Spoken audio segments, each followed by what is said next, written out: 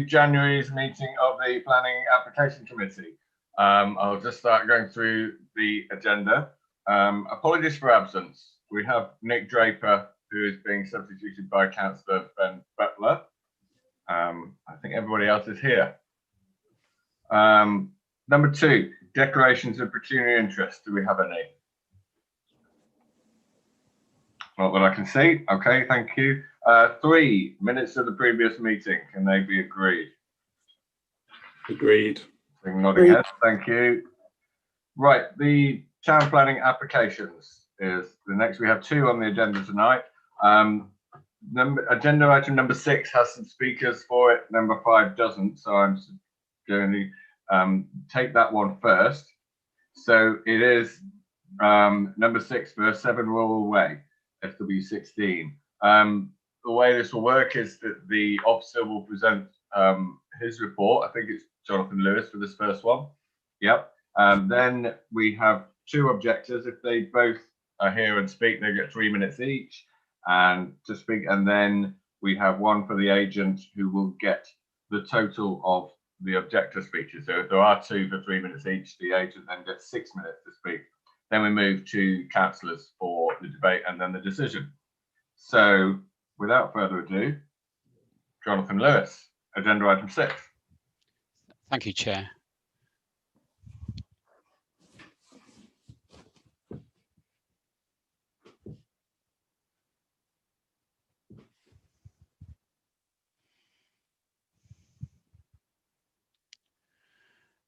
If I can just take members back a little bit to last February, planning permission was refused for an application on this same site for a terrace of 3 dwellings. You'll see from the planning report that the proposals have been the subject, the site's been the subject of a number of applications.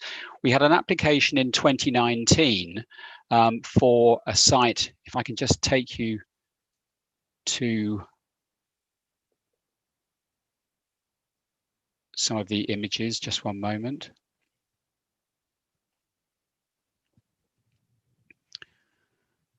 We had an application in 2019 for 7 and 9 Rural Way.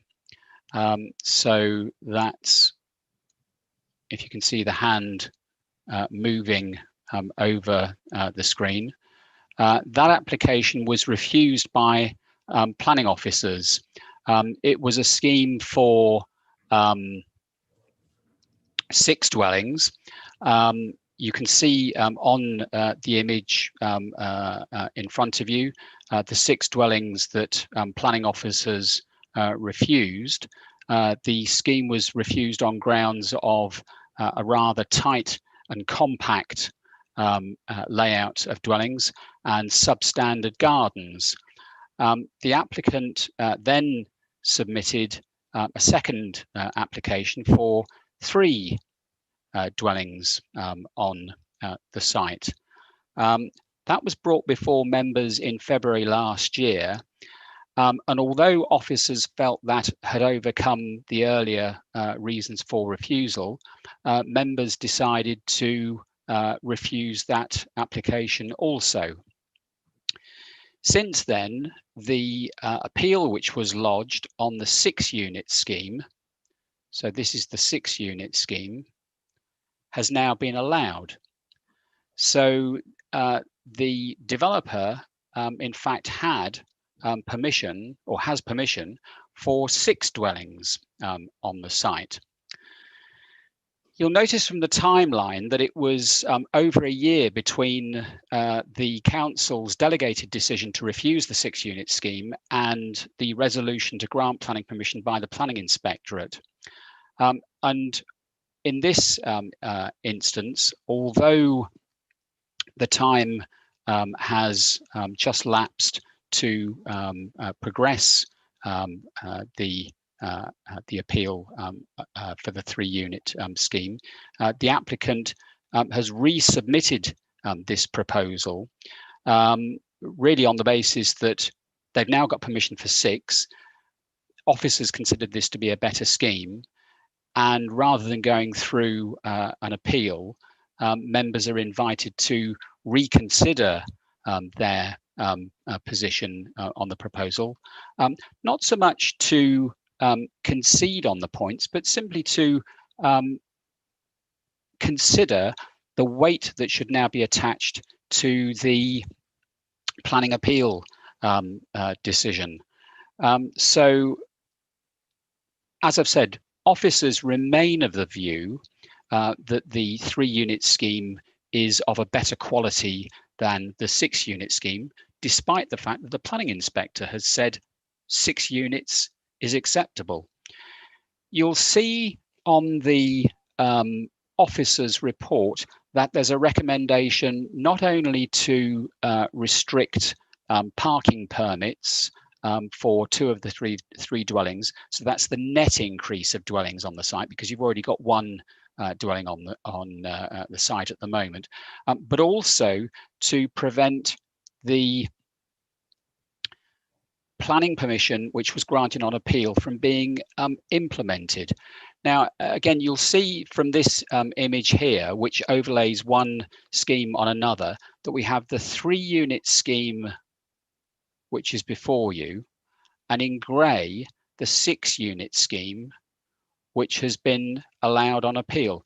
Now, while it seems perhaps a little unlikely, we could have a rather messy situation arising where the applicant builds out 2 of the 3 units, and then, if permission was granted, built out these 3 units. Now, that could end up with something that really was just generally unsatisfactory all around. And I think if a new scheme was to come forward on the residual part of the site, we'd want to revisit that to make sure that that was a nice counterpart to the 3-unit scheme here, which would end up being 5 dwellings.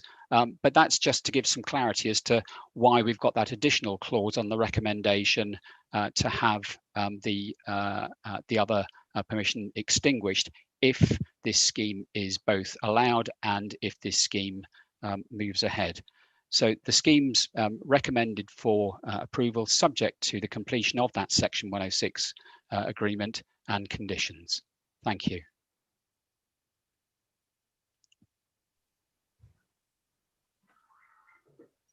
Thank you. Right, we now move to the objectors. I believe we have first on my list a David Darling of Westwick Avenue. There I've got 2 item 6 speakers on the screen. So if David is one of those, if you could unmute yourself, put your video on if you want, and you'll have 3 minutes. Okay, well, I think I've unmuted myself. We can hear you, yes. Okay, right, okay, well, I don't have an awful lot to say. I don't want to waste your time too much, because we've spoken before at previous meetings, and we've made a number of representations. And so one of the main issues with the latest application is the feeling that we're being a bit misled, or rather you're being a bit misled. The application noted on the form there were no trees on the site, and somehow contrived to take a photograph that showed no trees. Interesting, your planning officer showed plenty of trees from the overhead view. So there definitely are trees.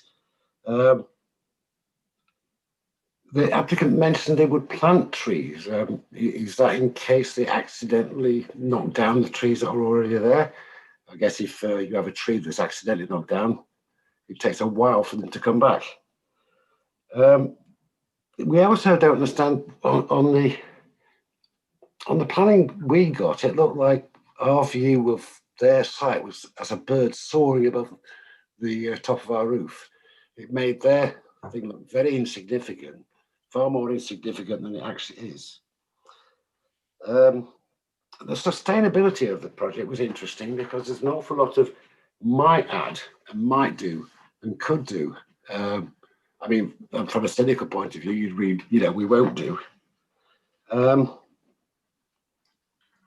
So in summary, if I was buying a newly built house, there's a certain aspect of future-proofing you might want, sustainability and all that. I mean, apparently there's not enough room for heat pumps. I don't know. I don't know a great deal about heat pumps. One begs the question as to whether it's because they're packing so much stuff into there isn't room. And presumably for a principled and ethical investor, developer, I have a minute left. Thank you. You'd really want to show that this is in keeping, helps sustainability, doesn't interfere with the local population, and basically, not do it in the way it's being done. Something's going to happen there. We all accept that. We don't really like the way trees are being dismissed as not existing. It all seems a bit sort of economical with the truth. Thank you for hearing me out. Thank you. We have a second objector, I believe. That's Tim. Hi, can you hear me? Yes. Right. There's been a few issues. First of all, what I've heard tonight is the first I've heard of them bringing it down from a 6 to a 3. So I've raised a few concerns with Merton Council as a whole in regard to notifying tenants of, I mean, if you look at your pictures, we are the house opposite, by the way. So we've basically raised our objections about not being notified about all of this work. And unfortunately, I had to raise it with the local MP, and quite a lot of people on the streets have objections, but they haven't been able to raise it. Even this particular Zoom call, I was not sent an invitation to that. I got that from a neighbor that is number 10. So all of this that's happening is quite new. The objections I had with the first proposal that I saw, again from a neighbor, was that it's a cul-de-sac. It's a very small street. The amount of people that are there, I mean, is already crowded. So when it even comes to visitors, there's no space at all for parking. And the current noise that occurs to that building that you can see on the picture, that's just one, that's a bungalow. The noise at night from the neighbors is quite a bit. So I question bringing in 6 new houses there right at the end of the road. That's the main objection, really. And also with people working from home nowadays, the noise that we're getting from even one of the builders that's on the other side is quite intense. So for them to root out the whole foundation of both houses to build 6 or even 3, it's obviously going to disrupt the whole street, which is a very small street again. That's it from me. Okay, thank you very much. Do we have Kathleen from the agents?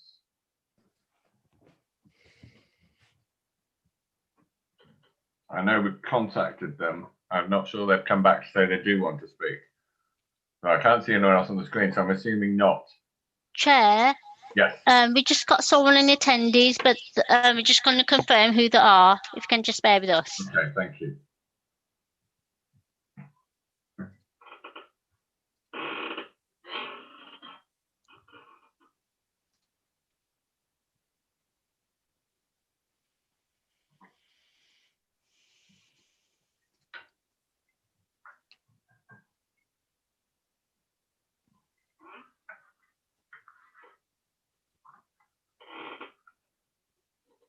Hello, Margaret.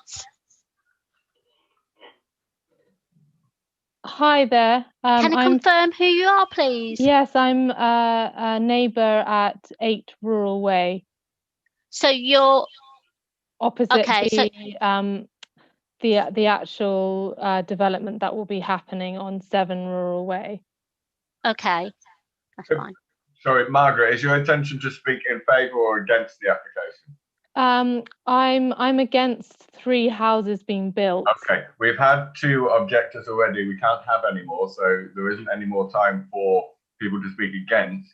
So if we don't have the agent to speak in favour of the application, I'm going to move it on to questions from, first, back to Jonathan Lewis. Was there anything raised in those 2 objections that you wanted to come back on, Jonathan? Thank you, Chair.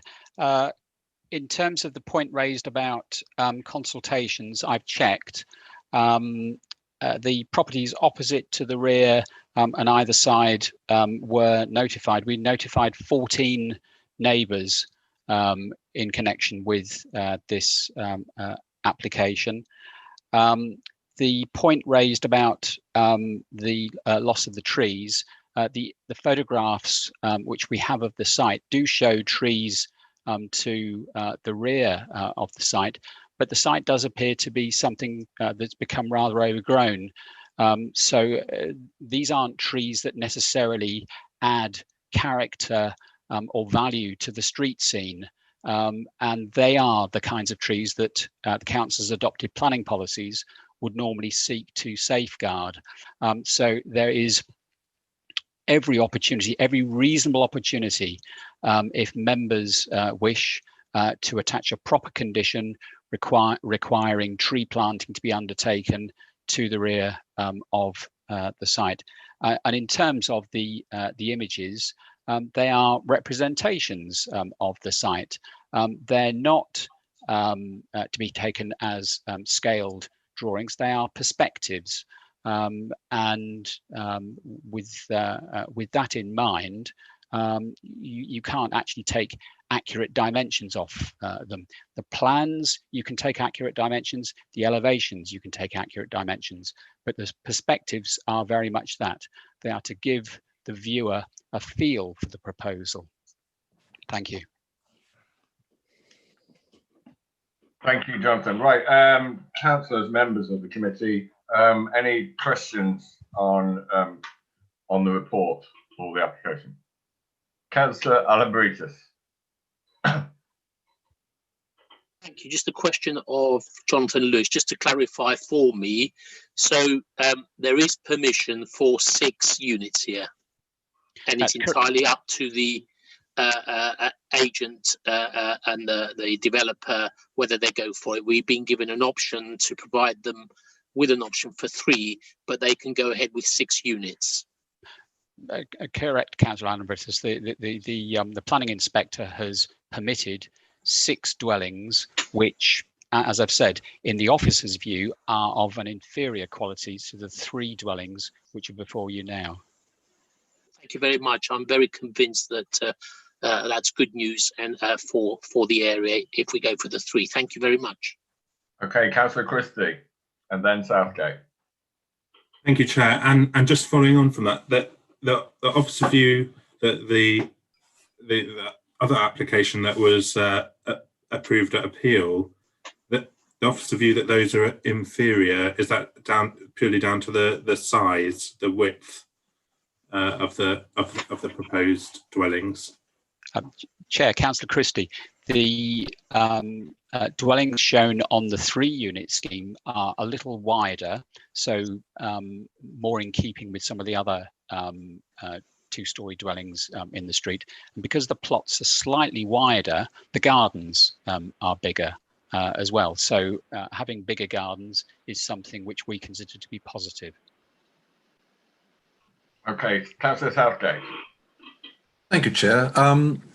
On this point of sustainability and energy provision, we do have a clause that we do require the development to achieve the necessary carbon savings, but just looking at our draft climate strategy and the local plan, can we explicitly rule out gas heating, because we're proposing that should not be allowed in new dwellings from 2023 onwards, in 2 years' time?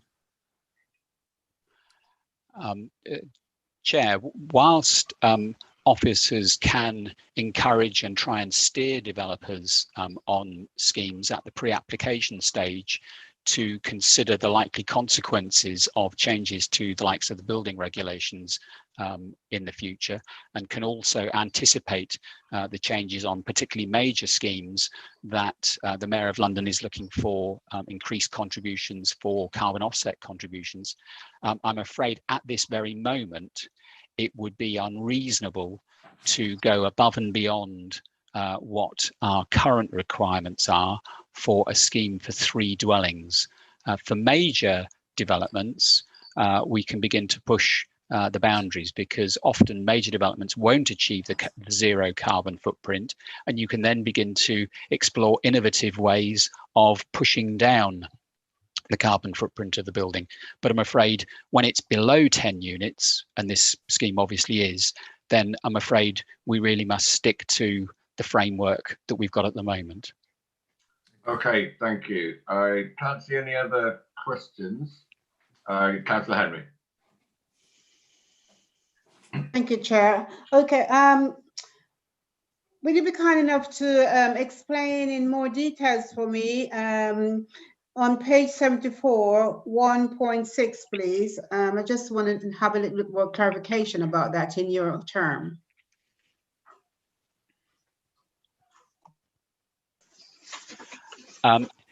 Chair, Councillor Henry, the point that is made at paragraph 1.6 is, at first glance, a scheme which is 7 and 9 Rural Way, where we've refused permission for 6 houses. Why would we then, for a scheme for 7 Rural Way, take a different approach for 3 houses? It's half the plots, it's half the numbers. One was refused. Why shouldn't the other one refused? But if you look at the street layout, the plot for number 7 is a couple of meters wider than the plot for number 9. And that's why we've taken the view that because the plot is slightly wider, it allows the buildings to breathe more comfortably on the site. So it's not exactly half the site, it's a little more than half. And that's why we feel that this scheme is better than the, yes, but without wanting to sort of sound terribly arrogant on this, but we think it's better than the scheme that the inspector has allowed. Thank you. Okay, I'm going to move to comments. Any councillors, members of the committee, the comments? Councillor Crowe. Thank you, Chair. It seems to me that the planning inspector has effectively forced our hand, because he has approved a scheme which is inferior to the scheme which is before us tonight, and therefore I can't see that we have any grounds to use the application as submitted. Well done, very good, well done. Any other comments? Billy, Councillor Christie. Thank you, Chair. And I do agree that we clearly ought to be approving this based on the precedent set by the planning inspector. But further than that, I think actually, time and again, we on this committee ask for applications to come forward that are of family homes with gardens, and clearly this is 3 of those. So I'm pleased to be able to support it. Thank you very much. Any other comments? Councillor Southgate. Yes, I don't want to go over the history of the original application, other than to say, whilst this comparatively looks generous against the scheme that the inspector has now allowed, our original refusal of the 3 Cs was largely based on the fact we thought the frontages in particular were not very wide. We would have preferred to see 2 rather than 3 houses, but I'm not going back to that, and obviously we are going to accept now the scheme before us, and it generally looks good. I can't resist, Chair, though, saying that I wish we'd been in a position to negotiate something like this when we were considering the second application for Station Road, when you told me I couldn't encourage the developer to back the scheme that we then approved, because the scheme we refused has now been upheld on appeals, so it remains to be seen which he chooses to build out. Right. Any other comments, Joe? Councillor Henry. Thank you, Chair. I think this application is fit for its purpose, and I would definitely like to approve this application, please. Okay, thank you. I think there are no other comments. I'm going to move to the vote on this one. Do it by hands first. So can I see all those in favour of the officer's recommendations to approve? 1, 2, 3, 4, 5, 6, 7, 8, 9. And are not voting for me. Nobody against, because that adds up to 10. Okay, I don't think, having seen that on the screen, we'll do it anyway. Here it is.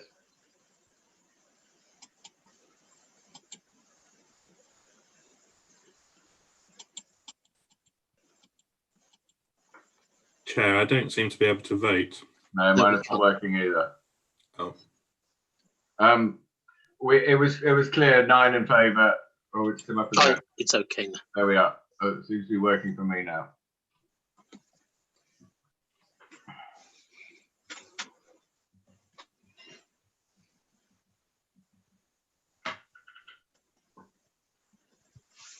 Okay, I assume that's going to come out.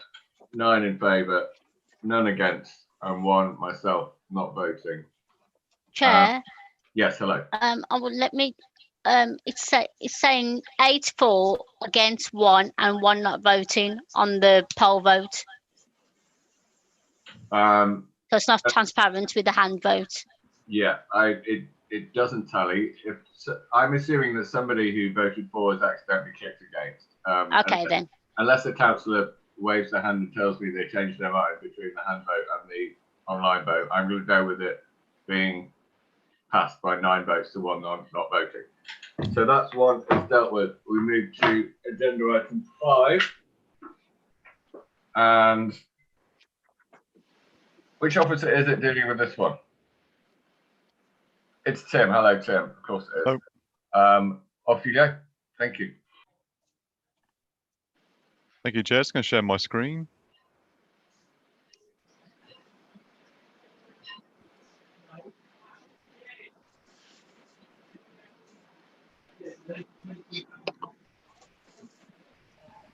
Hopefully you can all see that. Members, the application site is known as Wimbledon Bridge House in the town centre of Wimbledon. It's located on the junction with Hartfield Road and Hartfield Crescent. It is an office building. You see outlined in red the application site, and outlined in blue is other parts of the building which the applicant owns. Behind it is a car park which is privately run.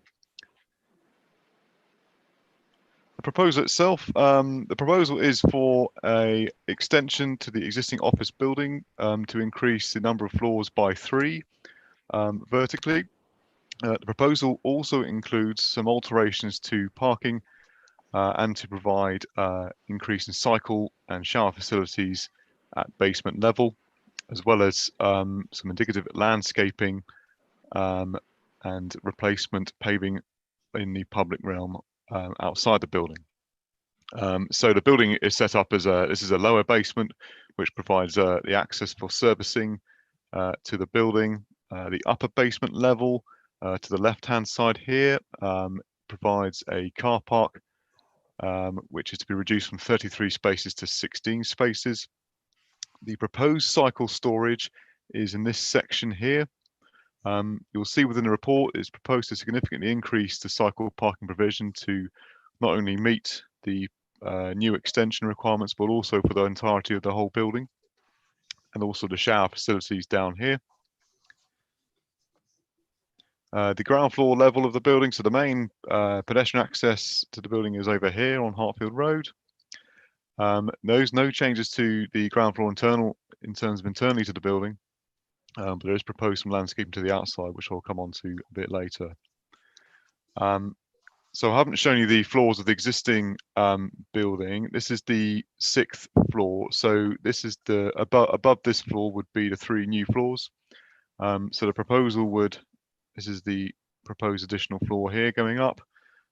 It keeps the atrium the same and the same access and the same type of servicing facilities on each floor in terms of layout.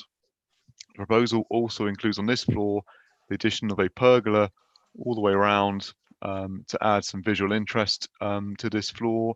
The idea with planters to be grown up on its outside, and then going up to the addition further floor above, and then the top floor you'll see is slightly set further back from the edge, and also this is proposed to be used for a just an outdoor amenity terrace for the proposed office workers.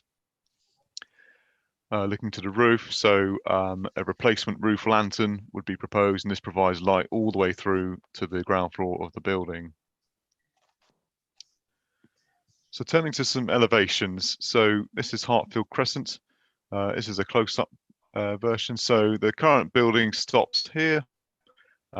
So where the proposed pergola is on the top floor of the current building, and then the additional floors above with plant screening to the top. So the two floors above vertical on the same building line as that floor, and then the top floor set further back.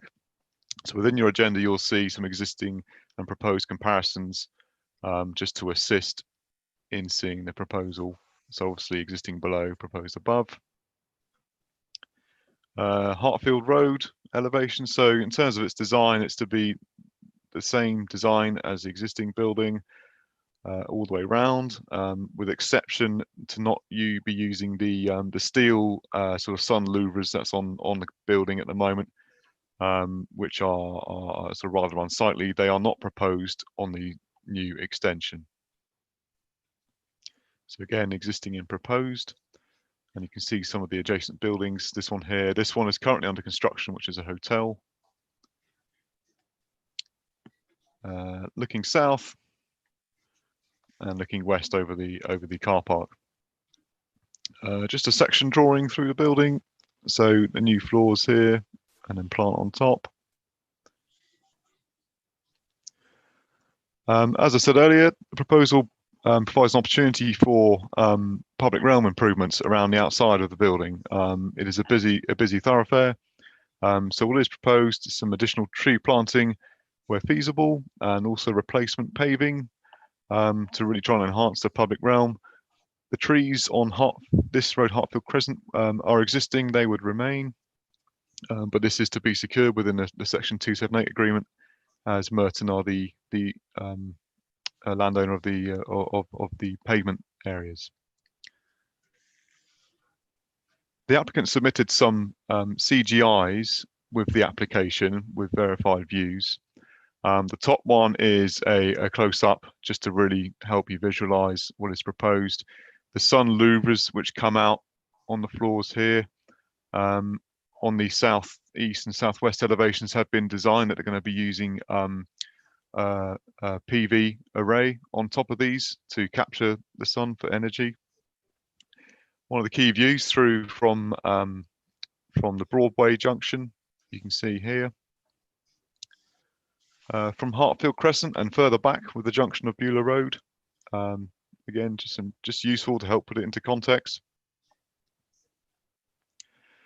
Some site pictures from the case officer. This is just the existing pavement outside at the moment. Not particularly attractive, but as I said, with this scheme, there are proposals to enhance this. Looking further back, so again, scheme will be up here. Further back on Hartfield Crescent. To the south, where the site there are some existing residential flats, which share near the access way to the main building, and then again here from the Broadway, so the scheme above here. Overall, Chair, officers consider this to be a good proposal where the design would reflect the existing building but enhance upon it. Officers consider that the scheme would be an acceptable addition to Wimbledon Town Centre, and particularly good with the benefit of additional jobs. Officers have recommended a condition protecting the office space to be used for office only, so it can't be converted to residential under permitted development rights. Overall, officers recommend permission be granted subject to conditions and the legal agreement. Thank you. Thank you very much. Do we have Councillor Kohler who wishes to speak on this as a ward member? Thank you, Chair. Wimbledon Bridge House is not a well-loved building. It's known colloquially as the fridge on the bridge. Now we want to put a microwave on top of it, it seems to me. Residents made clear in the consultations on the future Wimbledon planning document they don't want higher buildings in Wimbledon. Now, in light of that, of course, we proposed a 10-storey and 40-metre maximum. I know we lost that. We couldn't persuade other parties to join us in that. But that does not mean planning committee is obliged to grant approval. The current highest building in Wimbledon in St George's West is 36.5 metres. This takes it to almost 43 metres. It already over-dominates the skyline in that part of Wimbledon, and this will make things worse. I'd also refer you to Council Core Strategy 14, which requires that developments promote high-quality sustainable design and seek to ensure development is designed to contribute to Merton's sense of place and identity. We've heard what the residents think. Buildings like this, increasing height, clearly don't help that. They get in the way of that policy. Furthermore, the Sites and Policies Plan states developments must relate positively and appropriately to the siting, rhythms, scale, density, and massing of surrounding buildings. Well, you just saw that CGI. That CGI is meant to help their case. It sticks out like a sore thumb. It's like a spacecraft has just landed on the top of Wimbledon Bridge. And finally, of course, the States and Policies Plan also says that developments must ensure the traffic and construction activity do not adversely impact or cause inconvenience to the day-to-day lives. We've already seen a real problem with Graham Road. We saw all that incredible disruption to residents. I can't see how this would be built without incredible disruption. I have a minute left. For 3 stories that in a post-COVID world, we don't even know if we need. We know that in a post-COVID world, the pressures on the high street are not even foreseen yet, nor do we know how they will be. What we don't need is a development like this, adding more office space that we might not need, causing huge disruption and a terrible eyesore. So I'd ask the committee to reject this application. Many thanks. Thank you, Councillor Kohler. Tim, is there anything you'd like to come back on that? Chair, if I may, I think with obviously it's a matter of judgment, the visual impact of a proposal. The future Wimbledon SPD was adopted in November last year. In that, it does provide guidance on building heights. What I will say is the heights had since the consultation had been reduced across the town centre within the guidelines, showing a guide of a maximum 12 stories on some of the unit buildings within the town centre. For this particular site, identified between 8 to 10 stories. So that is material consideration moving forward, but does provide a bit of an indication as to how to accommodate growth within the town centre. The current policies do support a major office development within the town centre, Wimbledon, and I draw your attention really to the principle of development section within the officer's report. But appreciate that the visual impact of the proposal is a matter of judgment. Thank you, Chair. Okay. Any questions first? Councillor Dean.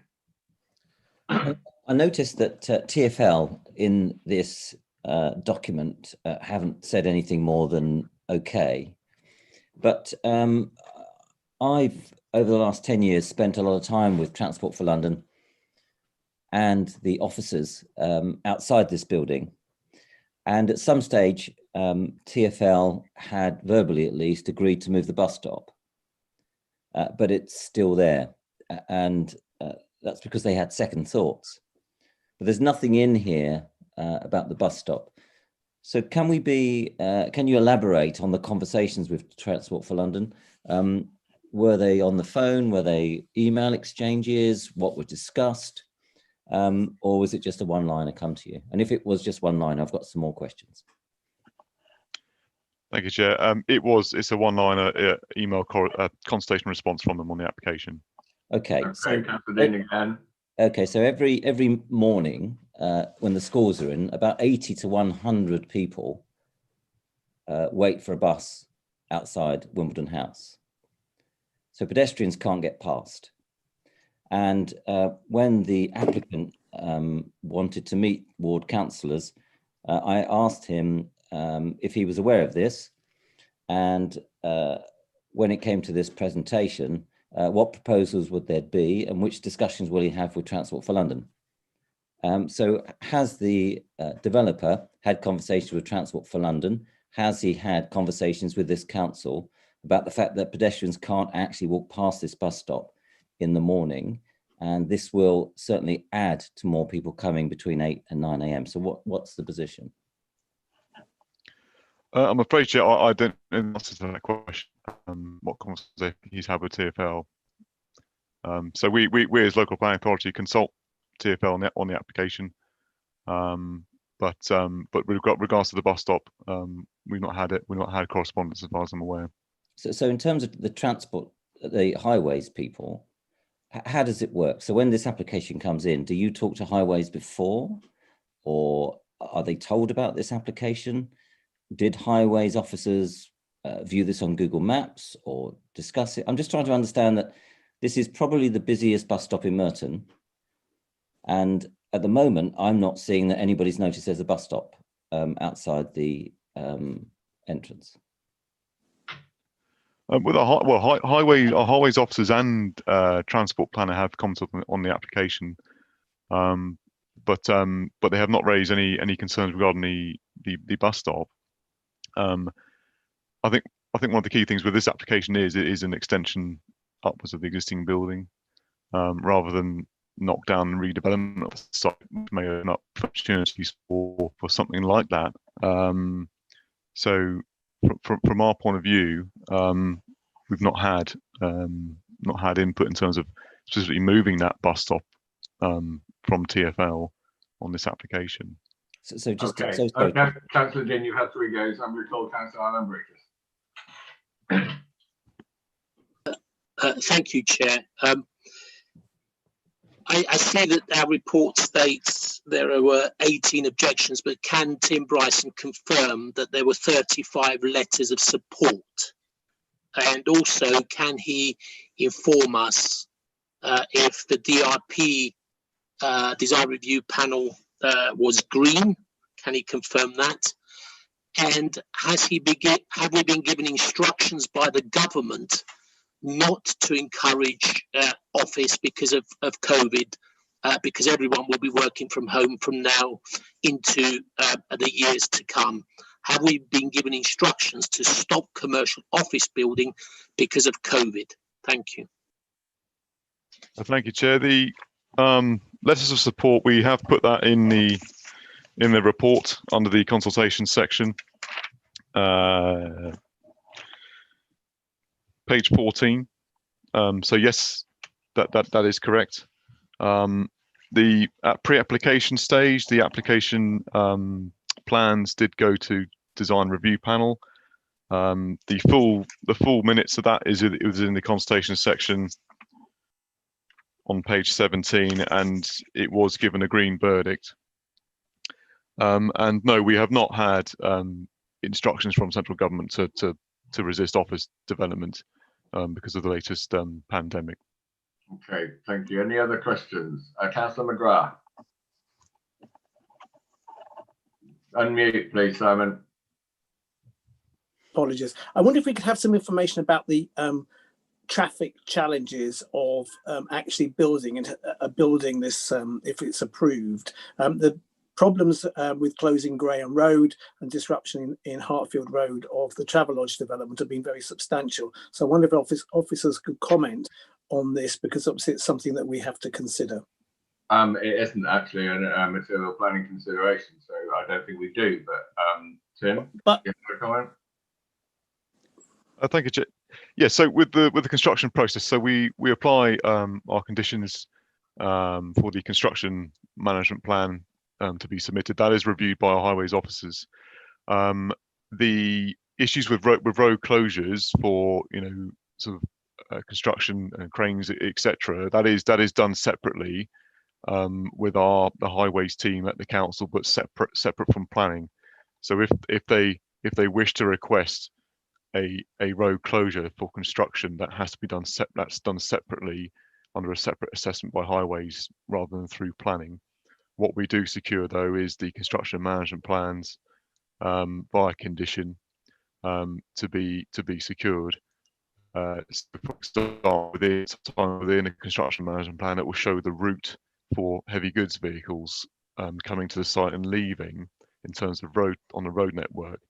That can be enforced, and that is to be secured within the such documents.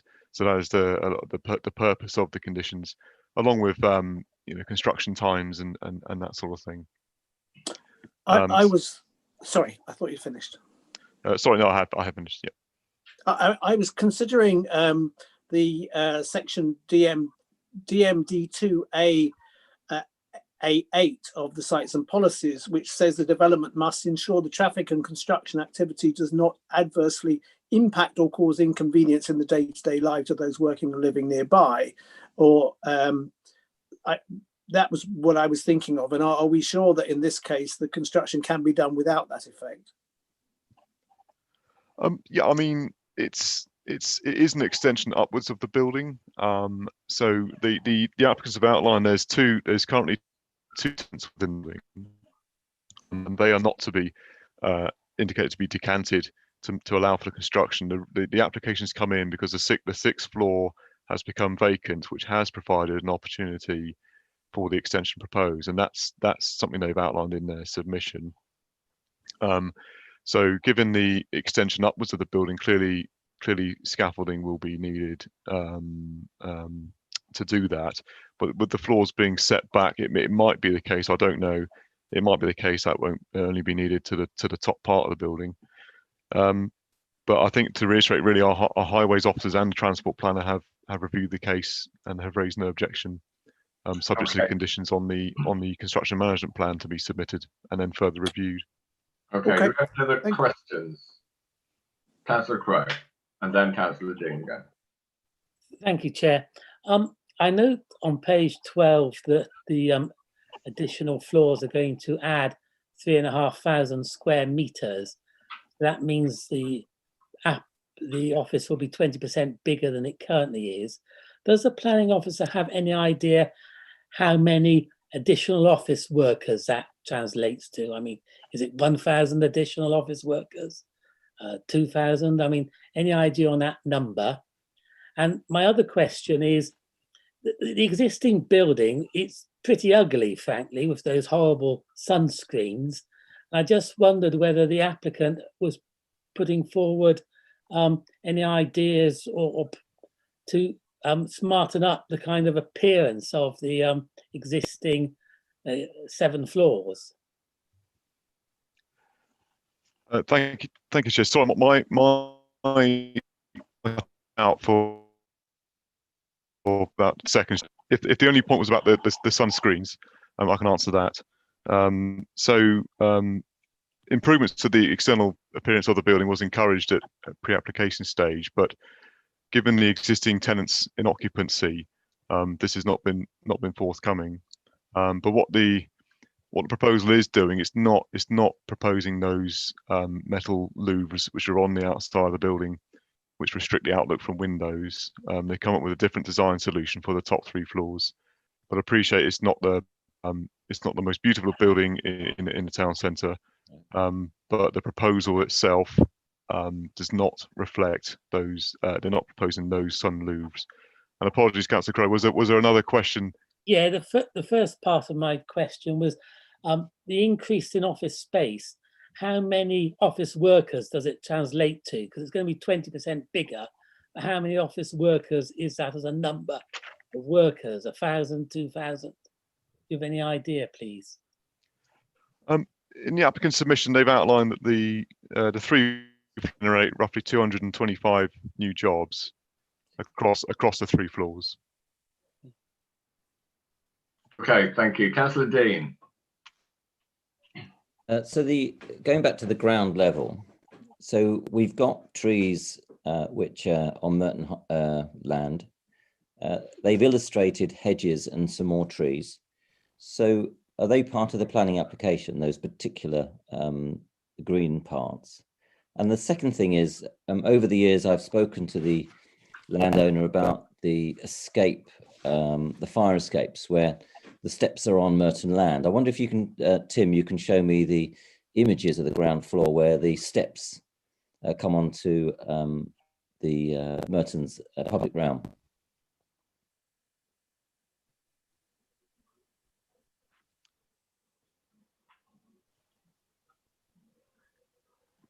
Is it these?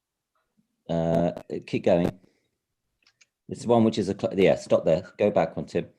Right. So by those columns, you one more back or forward. It was the one with the close-up where they had some steps coming out by the bus stop. So I think that's one forward, Tim. Yeah, stop there. Yeah. So yeah, so they've always told me they'd love to remove those. And clearly, if you look at them, they can be removed off of the public realm. So the question really is, are there going to be hedges around the side and trees here, and are they going to be moved as part of this planning application? In terms of the submission, so we are looking to secure this within the Section 278 agreement and by condition. The fire escape itself, I don't believe is part of that in terms of to be moved. It can be moved. It can be moved. I've been through that with their engineers. So basically what they've got here is the step just needs to be nearer their door, and that gets off the public realm. And the problem here, if you look at the space between the lamppost and the post and that's less than what you as a council accept. So this is your opportunity to move them back. And there's about 3 of these. And you can simply do it by asking them to put it onto their land. So if you can ask them to do that. And the other question is about the trees and hedges. Okay. Yeah, so the trees and hedges and the replacement paving is to try and be secure within the Section 278 agreement and by condition. I'll take the comments on board about the fire escape, and I think what's best is I can take that away post meeting with the applicant potentially, if it is approved tonight, to discuss that, to see if that can be secured within that mechanism as well. But yes, take your point with the width of the pavement there. Could be vastly improved with the moving of that. I'm going to move on to comments. If you could stop sharing the screen, please, Tim, so I can see the hands going up. So I need Councillor Dean, and then Councillor Butler, and then Alan Bretus, and then Southgate. Well, I still have more questions, actually. Well, I've drawn questions to a close. We've gone over and over about many things that aren't necessarily part of the planning application. But no, these aren't part of the planning application. That they haven't answered all their questions, really. Okay. Well, do you have any comments? I'll bring it up in a comment. You carry on. I'll bring it up in comments then. Councillor, who did I say was next? Butler. Thank you, Chair. And forgive me if this isn't quite on the planning application itself, but it was mentioned in questions and comments earlier about the jobs, which I do support, but it's not only the jobs, it's the business in the town centre that those jobs also bring. We've seen in the centre of London what's happened when office workers aren't going into the centre. The other parts of the economy do suffer as well. So I'm hoping that any extra room for jobs, room for people working in Wimbledon will keep that business in Wimbledon as well. So that's something I'm very positive about, just as a comment, Chair. Thank you. Yeah, thank you very much. Councillor Alan Bretus. Yes, I want to follow up on Councillor Butler's points about the economic impact assessment. Welcome it as well, the 135 full-time equivalent jobs during construction year, the 255 net full-time equivalent jobs, and of those, and I think Ben will be pleased with this, 65 jobs to be in the local impact area. And I think a lot of the businesses within Wimbledon Town Centre will welcome this. And I know that Wimbledon Town Centre is very attractive, and I do think that this will add to Pinnacle House, which is an extremely attractive building. It will add to the hotel further along. And with regard to construction and the annoyance, obviously there will always be annoyance to construction for residents.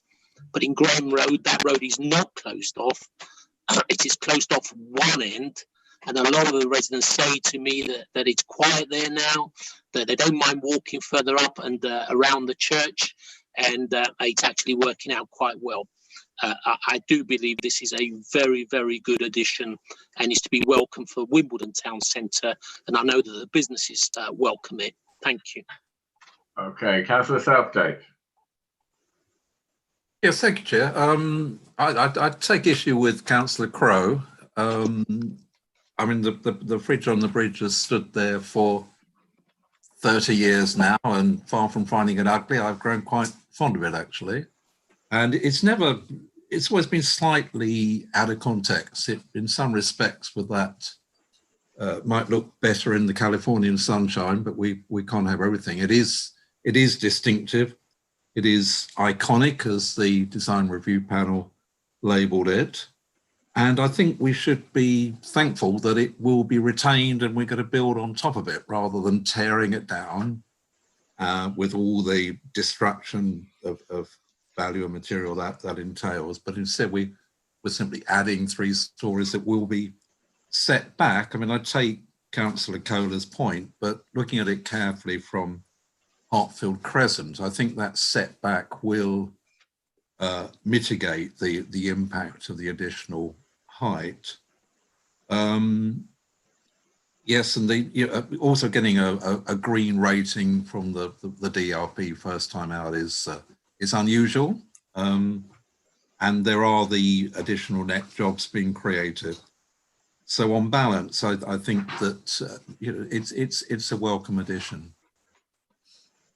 Okay, Councillor Dean, then Crowe, then Henry.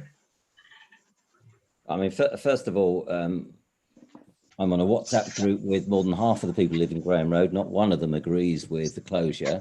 So I'm absolutely. You must send me the letters, Mr. Alan Brittis, because I'll go around and congratulate them on being unique in their road. I think most importantly about this building is I've spent tens, probably hundreds of hours with highways officers on how to deal with the entrance, how to deal with the bus stop, how to deal with the busyness, how to deal with the school children. And we were told that the issue is that the building is there. There's nothing we can do about that, but we will have a word with the owners. Well, this is the opportunity. And the owners have been very good. They've been harassing the ward councillors almost weekly with their exciting ideas. Yet none of the ideas that residents have, councillors have, and what highway inspectors are saying have been implemented here. So we have a bus stop, which if you're there at 8 AM is full of people, is a danger. And now we're going to add even more people there. They could easily look at the entrance, change the entrance, change the steps, and make this much better for the whole of Wimbledon. It shouldn't have to be a bus stop and a pavement which is in places no more than a metre wide. This is an opportunity. And as much as we've heard about planning hasn't changed on COVID, local councils have been advised to think about active travel. And this key part, when you look at the PTAL of 6B, it means that thousands of people in an ordinary day would be walking along this road, but they're not going to be able to get past that corner because there's an entrance and a bus stop, and this hasn't been dealt with. And I think the council needs to look again at these issues. It's not about the height. It's not about the application. This is about what's happening on the ground floor. And if Wimbledon is meant to be a place where people want to come to work, they don't want to have to walk in the street, on the road. They don't want to have to go through crowds. They don't want to have these issues. They want to make it easy. And I'm afraid that the applicant has not thought about the simple things that matter for residents, for pedestrians, for cyclists, for prams and for wheelchair users. So I have to say that this needs to go back to the drawing board, and the ground floor has to be dealt with again. And hopefully that's going to be the case. Grow. Thank you, Chair. I've been trying to kind of fit this application into the future Wimbledon SDP. Now, it seems to me that the SDP is all about improving the centre of Wimbledon, both in terms of the provision of the buildings in the centre and also the open space in the centre, the public arena.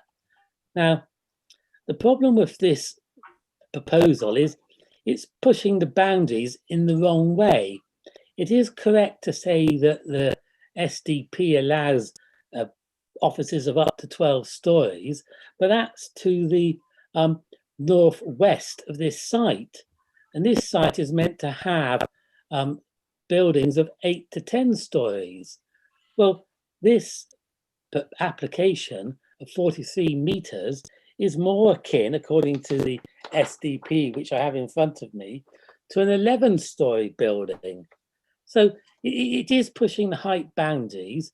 And what are we getting for it? We're not actually getting improvements to the public realm, because all it amounts to is some new paving stones, you know, which is nothing really. And we're not improving the outward appearance of the building. What we're doing is we're putting on top of the existing building something which doesn't have the existing sunscreen apparatus hanging off the building. That isn't really an improvement. It's an admission that the previous design was a mistake. So I don't think that this adds anything to the appearance of the centre of Wimbledon. Thank you. Okay, Councillor Henry, then McGrath. Thank you, Chair. And I just want to echo what my two colleagues, Ben Butler and Alan Brittis, had said where jobs are concerned during the construction and after.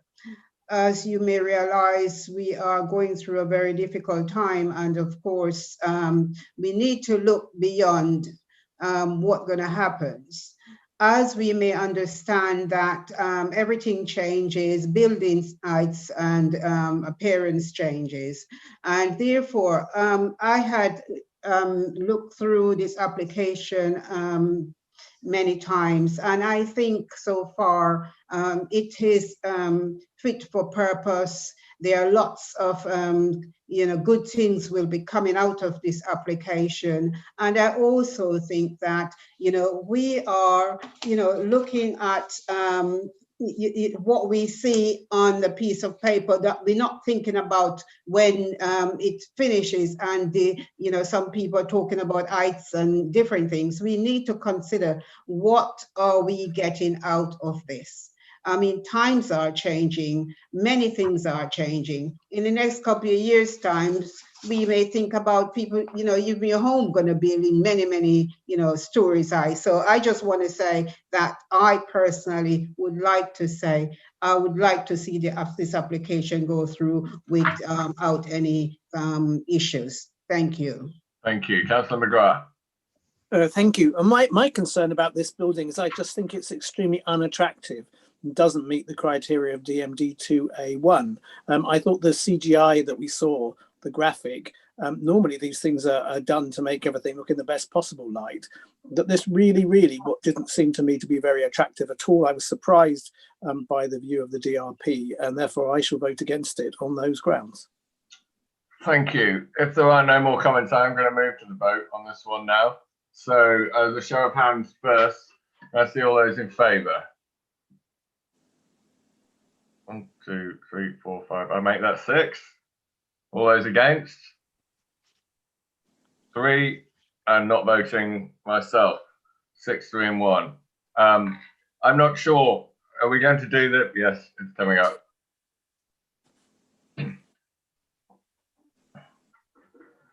So just the members of the committee voting on that. If it came up for anybody else, just close it again.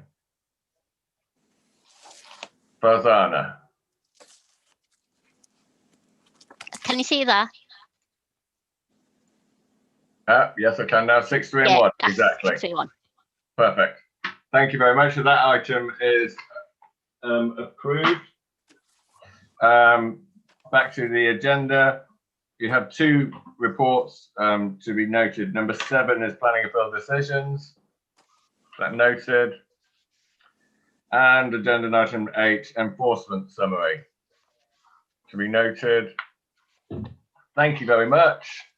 Only missed 20 minutes of the Arsenal game.